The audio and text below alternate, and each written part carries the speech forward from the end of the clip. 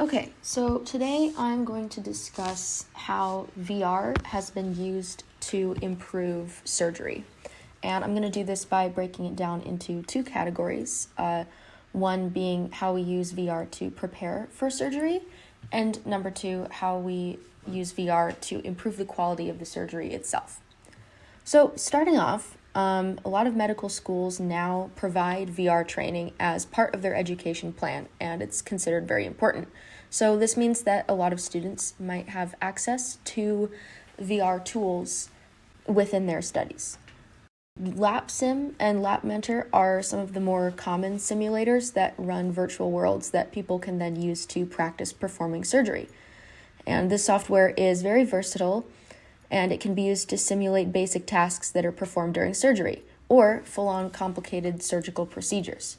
So this means that LapSim and LapMentor can be helpful to both medical students in training and just working on small things, and then also people who are already surgeons and need some more realistic applications. So these are examples of digital twins, and they aim to be as immersive and similar to actual surgeries as possible. So the LapSim emulator, for example, uses a special 4D joystick hardware that provides haptic feedback. And this can be used to simulate the vibrations of medical tools like saws and drills. Headphones are also provided, and that blocks out any outside noise, and it also supplies the sounds of a hospital environment. LapMentor includes fake syringes and forceps as part of their setup, which creates even more of a realistic environment where students can use tools that go, even beyond handheld controllers.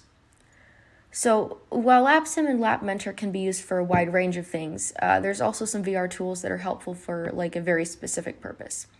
MIST VR, which stands for Minimally Invasive Surgery Trainer, is used specifically for surgeons in training. So students. When training, students would start out performing minimal access surgeries, also known as MAS, because they are the simplest procedures to perform. But there's definitely room for error here, which is where the MIST VR comes in clutch. It provides the experience of MAS surgeries, and students can train as much as they need to with it. So moving on to how we improve the quality of surgeries with VR. While still on the topic of digital twins and surgery simulators, these can be created so surgeons can map out different approaches to find the best option before doing the real thing. So essentially, VR can act as a way to test things out and solve problems without, negative consequences. So before the application of 3D software in the medical world, surgeons would have to rely on photos and two-dimensional drawings of the body. And these are not always accurate, and there's also some room for misinterpretation here. But now that we have software that can create 3D models, this is completely different.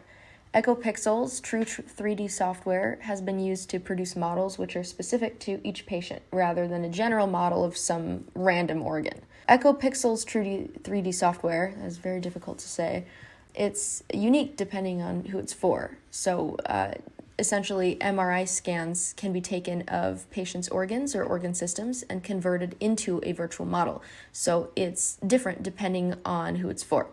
And then surgeons can manipulate these models and move them around and zoom them in and out with computers or controllers so that they can get more information. So it's a lot easier to diagnose and treat patients with this software.